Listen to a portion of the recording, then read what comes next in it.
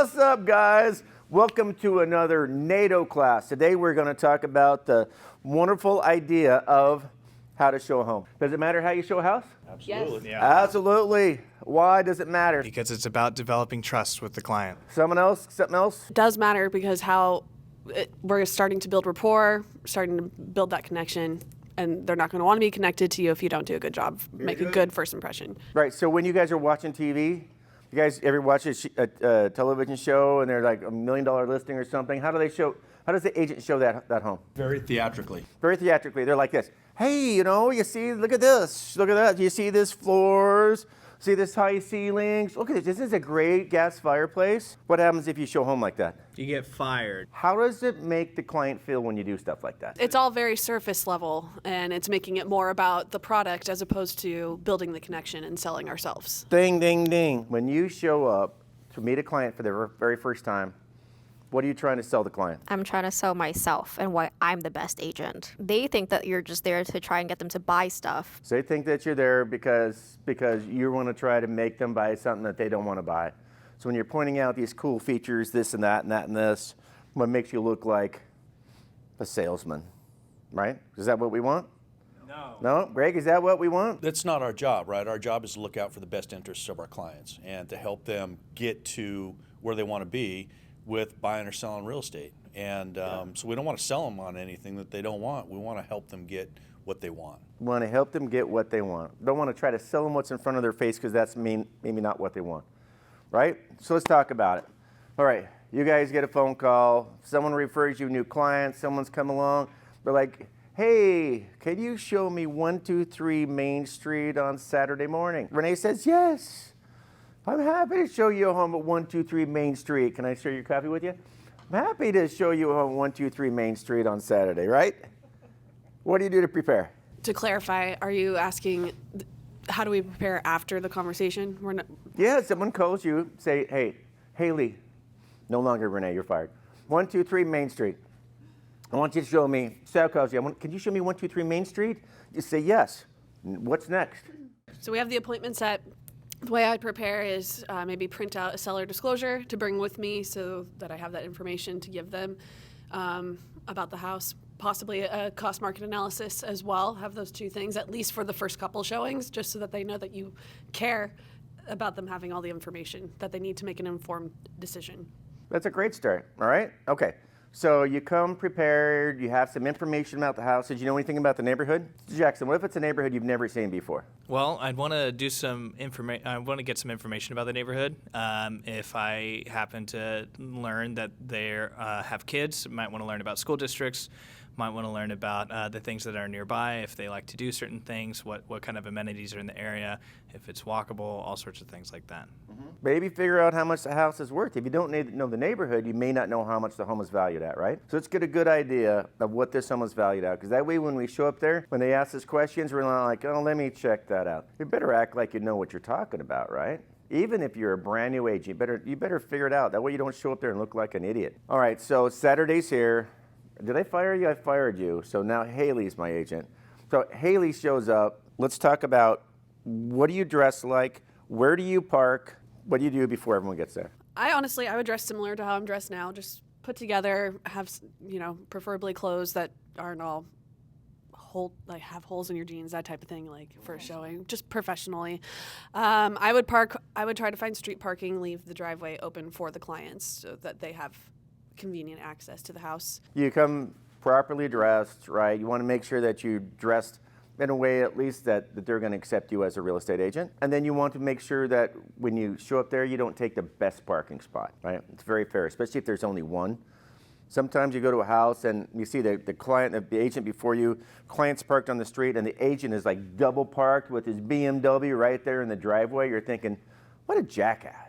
Right? What a jackass. Why is he doing that? He's not caring about his clients, he's caring about his own BMW. All right, tour starts. People meet you. Where are they going to meet you at? On the sidewalk. Why the sidewalk? Because you want to focus on the macro elements. It's not just about the house, it's where the house is. It's what do the neighbors look like. It's all that sort of stuff. I'm standing on the sidewalk, you're the agent, right? So where are you at? Where's the house? Is the house our beautiful house right here? It is our beautiful house. All right, so you see me pull up, right? I'm going to pull up. I come out. What's going on? Hi. Hey, Are you Rob? I'm Rob. Fantastic, Rob. My name's Jackson. Thanks for meeting me Nice here. to meet you. Thanks for meeting me at 123 Main Street. Yeah, it's beautiful. So I have a few questions for you before we jump in and see the house. Sure. I was wondering, what we see in the listing and the photos and all that sort of advertising to make the house look good. That's great. But also one of the things that I want to focus on is what does the neighborhood look like? What are your, the proximity to your neighborhoods? Are there houses with cars in the front of the driveway or something like that? How did you feel about getting here? How was the drive in comparison to like where you work and different things like that? Very good. And I want to focus on that. Right. So, how was your drive in, right? How's your drive in? Did you have a good time? Did you have an easy time finding the place? See anything on the way in that you did or didn't like? Right? Oh my gosh, you see that house on the corner? What a dive. Oh my gosh, does that look like a drug house? Or maybe, oh my gosh, did you see that house on the corner? It was amazing. It was huge. I love that. Yeah. Right? You want to make sure that they have an idea where they're at. So do you have an idea where you're at? Some question you would ask, right? Yeah. I kind of took over for you, didn't I? No. It's cool, Rob. Are you the client now? Yeah. Okay, you're the client now. I love where this house is at. You love where the house is at? Yeah. Very cool. All right, so you got here okay. You already went through that. All right, so let's go ahead and get started on the house. The first thing you want to do is what you want to do. You want to show them, you want to walk to the front door? No. Why not? Because you're not there to be a door opener. You're there to sell yourself and show to them that you have experience in what you're doing. That's exactly right. You're going to walk the front door. Greg's our front door over here. Right, there's the door handle. Right, we're going to go here? No, we're going to walk around here. We're going to walk around the outside of the house. Okay, all right, so we're going to walk around the outside of the house. Why are we going to look at the outside of the house, Greg? You want to get a good look at the outside of the house. It's, I tell my clients it's the envelope that protects everything inside of it, right? So while we're still out on the street, we're looking up at the roof and, we'll point out different things that we see as we approach the house and start at the corner. We're looking at the siding and the condition of the paint and what we can see with the windows, what's going on the ground. Is it, is the house foundation clear? Or is there just a bunch of junk up there? And so you're just getting a good look at the envelope, the outside of the house, the part that protects everything inside. It's always good to take a look at the outside first, right? That way, because no one wants to look at the outside afterwards. Just one of those things. They're going to fall in love or fall out of love once they walk inside the home. You might as well figure out all the really, really important stuff before you even walk in the door. Then you can come over here and open up the door. Bam. And get in. All right, so now you're inside the house. What do? Do you say follow me? I personally like to let my clients lead the way through the home, and I give them space, but I follow them through in case they have any questions along the way, and also just be talking about other things aside from the house, right? Okay. About them. Why is it important to follow them around? Give me some reasons why it's important to follow them. Do you have an idea, Sal? It lets them lead the pace. And also, if it is your first time meeting them, you never know. So it's better to be behind because it's safer for you that way, too. Can be safer that way. Yeah. Renee had something to add here. Renee is the only non-agent here. Anybody who doesn't know Renee, she is my wife. So you hear me picking on her, it's only because she's my wife. So you're right, I'm not an agent, but what I thought might be important for them to lead, if you've never met them before, to see what's important to them. If they go to the kitchen first, if they go to the master bedroom first, like what you're going to watch them to see what is important to them and learn from that. How long have you been married to a realtor? Oh my gosh. Too long. Yeah. Long time? 29 years. Can't believe your husband's that old because he doesn't look like it. I mean, Renee is right on the nose. You have something to add to that? No, I think Renee hit it on.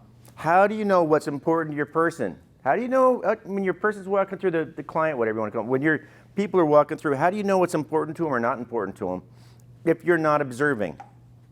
If you're just like, look at this, look at that, look at this cool floor and kitchen, wow, you see it's got 2 ovens. Do they care about any of that stuff? But when they go to the kitchen, you see them observing. They're talking about how nice it's going to be to have 2 ovens for Thanksgiving. Invitation to talk to them. Is it important for you to have a big kitchen? Tell me, what does your Thanksgiving look like? They're going to start talking to you about their life and why Thanksgiving is important. You want to figure out what's important to them. Why are you there? Why are you in this house? Why is this one so important? And you're not going to figure it out just letting them follow you around and pointing out stupid things about the house. You have a basement.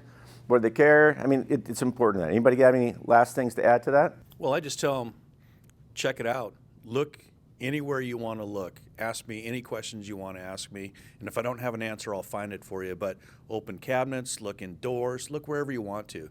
Just check everything out and get a good look at it. And then I just kind of follow them around and answer questions when they come up. What do you do when you're walking around to make sure they know that you're looking out for their best interest? What do you do when they're looking around? What do you do? You tinker. Tinker. That's a good way to say it. What are you tinkering with? You're flipping on light switches, you're turning on faucets, you're checking the stability of faucets, you're nudging the toilet to see if there's any leakage. If there's tiles in the shower, you're tapping on the tiles, you're checking grout, you're checking the quality of the construction, all these sorts of things. Yeah, they're right on the money, right? They need to know that you're taking out those things to make sure you're not just trying to sell them something that's a piece of junk just to get a check, right? Talk about commission breath before. This is where you get an opportunity to show them that you're not about commission. But what I did want to say, though, is as you're tinkering in this house, you also want to look for opportunities to point out things that maybe are a problem. When you find something that is loose or something that isn't right, you want to tell them, you know, this looks cool and everything's really nice, but you know, here's something here. This looks loose. It looks like it hasn't been maintained well. It's just an indicator of things that we need to keep an eye out for. So they understand that not only are you switching things on and they see you doing that, but you have some comprehension of what it is that you're looking for, right? Like, hey, I turned this on. I don't know what the switch does. So if we get to that point, we're going to have to figure this one out. So talk to me. Why is it important to pick out the negative stats instead of just to say the positive things? Just make sure we reiterate that fact so everyone knows what we're saying. That's going to be one of the main ways to build trust with your client. That I think that shows your value, shows your knowledge, and it shows that you're not just there to sell them anything. One of my favorite moments that I had with a client was when I actually had the opportunity to say, I wouldn't feel right selling you this house. She trusted me ever since then. So you said something about this earlier, right? When you show up to meet somebody at a house, what are you selling them? Yourself and your skill sets. And also, realistically speaking, you probably know more about houses than they do. So there are stuff that they don't realize is a big deal. Like, oh, it's just a small horizontal crack on the wall. Or like, what is it? Diagonal crack on the wall. That's usually a big issue. That's exactly right. So we need to make sure we don't just talk about the positive things, because it makes you look like a salesman, and we're not salespeople, are we? What are we? We're trusted advisors. Well, right. We're the people that we're the ones that they rely on to help them get to where they want to be, and we got to be good with it. A used car salesman will tell you all about the great things in a used car, but if it rattles or something doesn't work right, they're not going to tell you that, right? They don't want you to see that part. That's not us, right? I want you to see that, you know what, it may be nothing, but it's clearly something that we need to look at. Thanks, guys. I appreciate everything. That's a great class. This is one of the most important classes, right? If you're part of my rookie class, one of the classes that we do, we actually go to a house and we practice showing it, right? And if you're part of my rookie class, we haven't done that yet, we will do that. All right, guys, right here, bring it in. Raintown. See ya. Thanks, guys.